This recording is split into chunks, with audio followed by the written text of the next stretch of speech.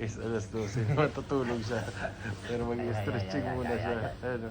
Pag 40 ka na, kailangan mo mag-stretching bago matulog. Putik na yan. Ayun, dami lang kakamera na naman sa akin. Ha?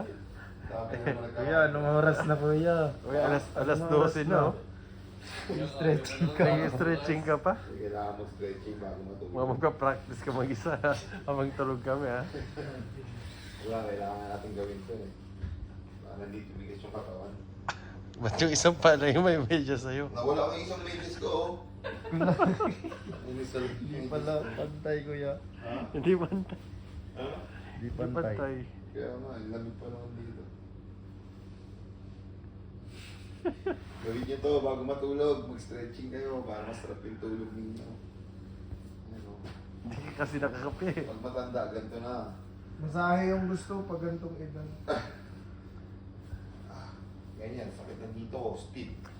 Wala na stretching. Ano, Sa bukas? Yung iba kasi gusto pag massage, tapos may happy ending. Ako po.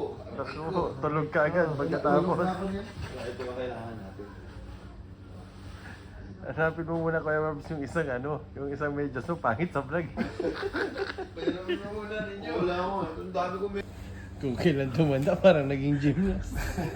Sa akin, bet ko, walang kumukuha dyan eh. Grand Slam yung bet ko eh. Grand Slam. Alam mo ba yun? Ano ka na? Grand Slam. Ito yung next Marvin Hayes na vlogger.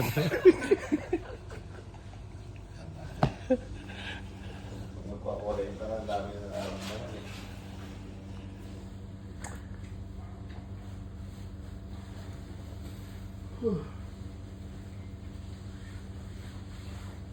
Parang mag-hiking ka, kuya.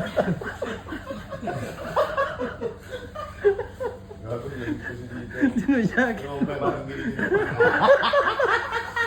Ano? Parang aga. Yaman, mamaya biglang maging nasa Tagaytay tayo mamaya.